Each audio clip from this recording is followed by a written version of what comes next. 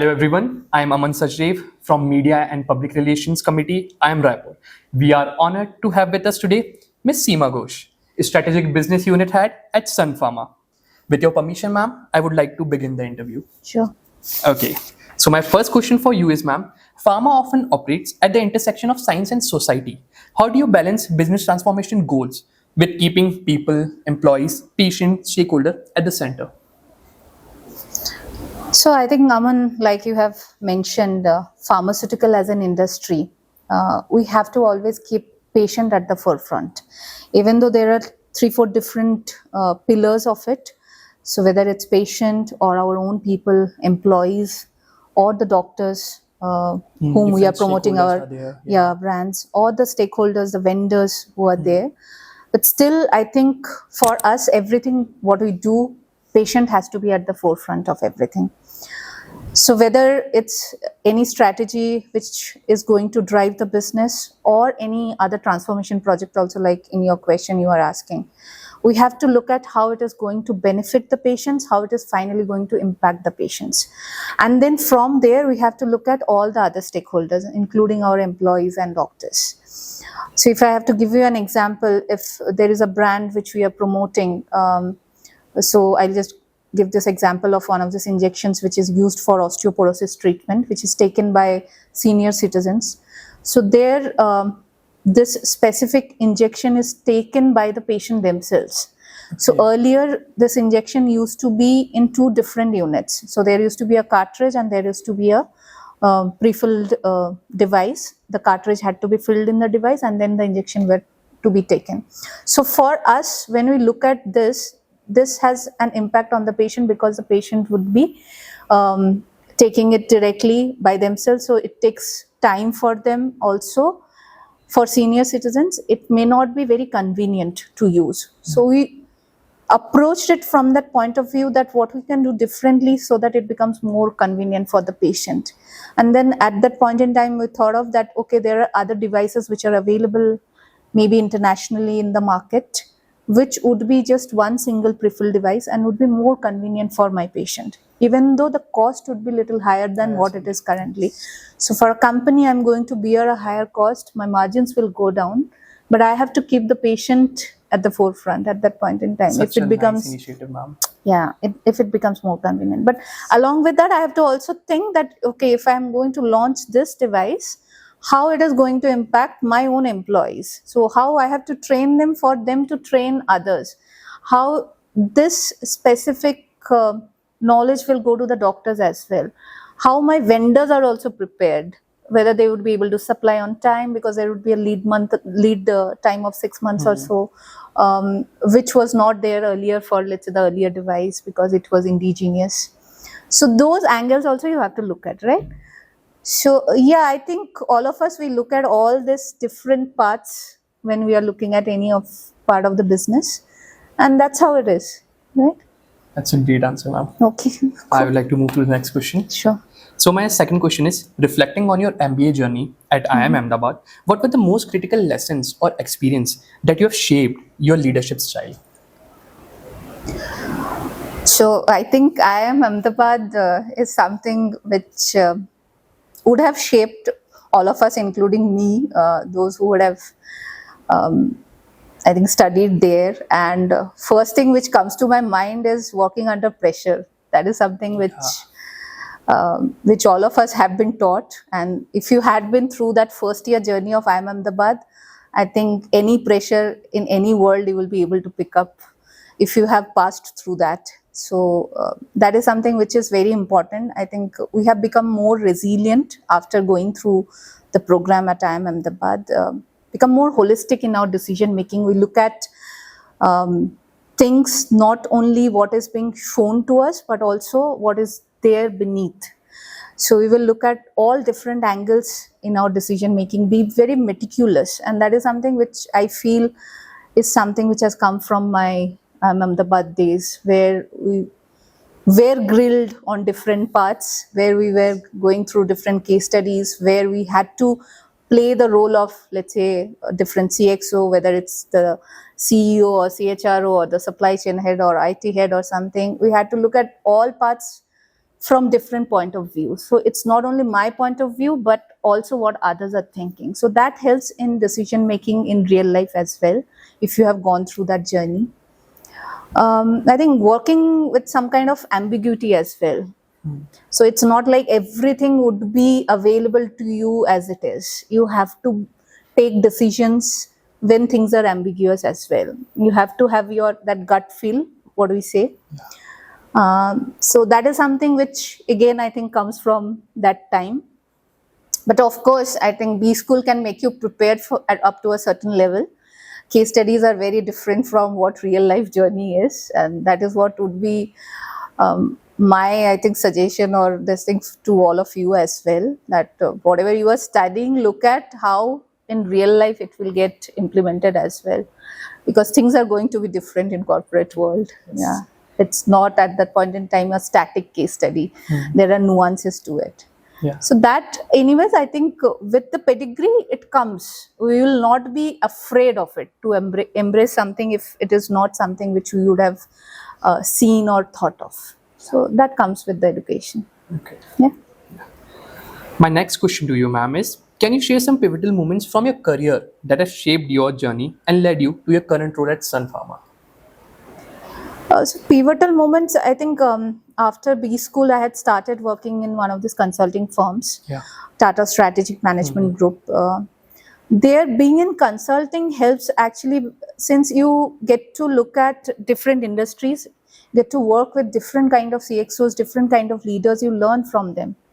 That is something which is very important starting my career there, because I was not, I think at that point in time, just within the boundaries of one company. I was working with different companies. I was working with Tata Steel, Tata Motors, Tata Projects, Tata Power, different kind of leaderships, very different teams which were there, different kind of projects also. It's not only about strategy, but operational excellence. So it gives you a holistic view of what all can happen in businesses. And that, I think, helped me in terms of taking risks and going beyond whatever I would have done earlier. So in my current role also as sales and marketing business head, where I'm heading this orthopedic business units, I have not done sales and marketing before this 2 years, right? But still, I think I was not afraid to take up that challenge, because in my career, I have always done something different, always done something new. I've always jumped into whatever is possible to do, and I have learned on the way. I've learned on the job as well. So that is one of the things which I feel would have shaped my career. Instead of looking at, okay, if I have been doing only strategy, maybe I'll be someone who would be good only with strategy implementation, not as a business head. I have not thought like that. I thought, okay, I can do that as well, because I have been doing different things, and I have, I think, been successful in those roles as well. So that All is the how I look experience at it. shaping your journey, and now as Yes. strategic head at Sun Pharma. Correct. I get it. Yeah. So my next question for you, ma'am, what advice would you give to future leaders on building strategies that balance long-term business transformation with a people-first culture? Sure. So for me, it's people who will run finally whatever we are trying to do in business, right? Strategy you can create in the boardrooms, but finally execution will happen by your team, by people who are there on the ground. So if as a leader, if you are not able to embrace people first philosophy, then I think you will not be successful. And that way, it's not about grand gestures, it's about small things which as leaders we do, and that is what would be seen by the team also. And it can be as small as remembering the name of the team member, because I have 531 people on ground. If I just remember their name also, that also tells them, okay, they are important to me. I'm looking at what I can do for their development, for their career progression. They get that signal. Okay, I'll be there for them. So I think it's very important as future leaders for all of you to understand that you are currently in a homogeneous group. Wherever you are studying, you may have been, let's say, very successful in your previous educational, whatever background you are coming from, whether it's engineering and this thing, but still you are very homogeneous. You have very high IQ, you will be quite smart and this thing. That would be the case when you go to a corporate. So you have to understand that there would be differences and you have to embrace those differences.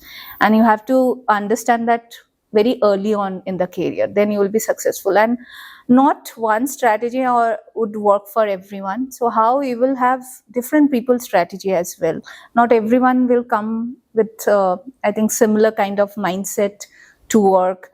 Here, let's say as part of maybe groups, if you ask one of your team members to do something, that will get done most of the time, but it may not happen in corporate world, right? So then what would be the approach from your side? How this people first as a philosophy would be different for different people, you have to understand at that point in time. So sometimes I feel that takes time for us when we join any corporate straight from B school. But that journey is also very important, and you can always truncate the journey by maybe doing some real work with corporates even beforehand, whether it's internship or any project work which you can do.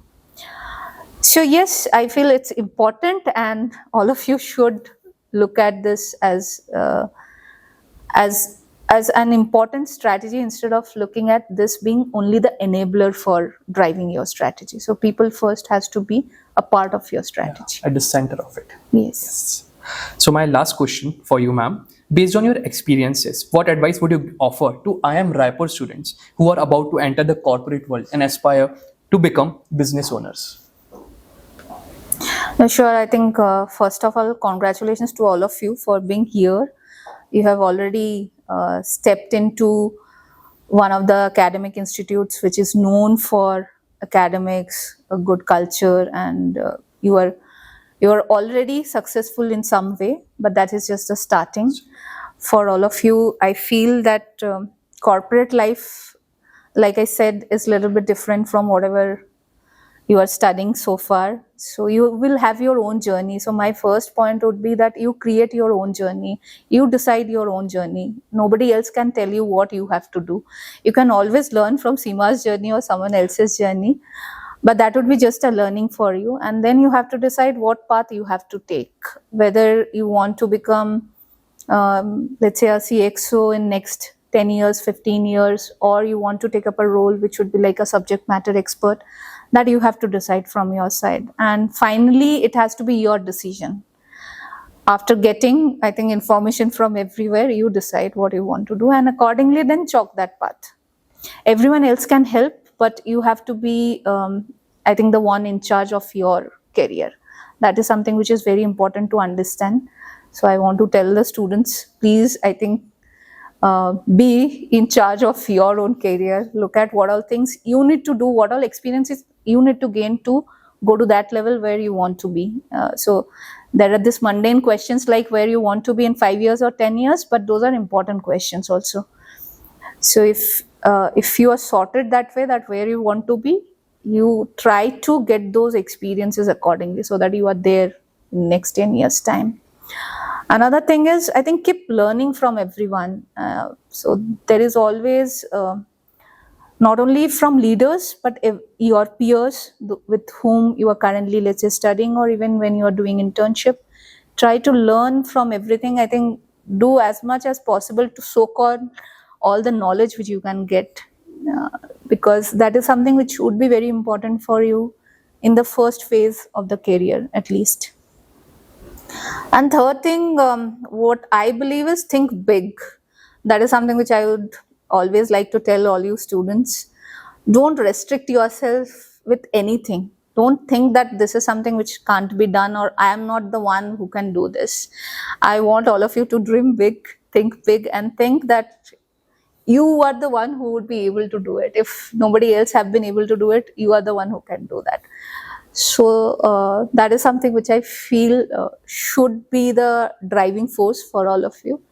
And whatever time is required to do that, you have to give. There is no shortcut to it. So if you have to spend 15 hours a day or 18 hours a day, maybe I should not be quoted for all these things.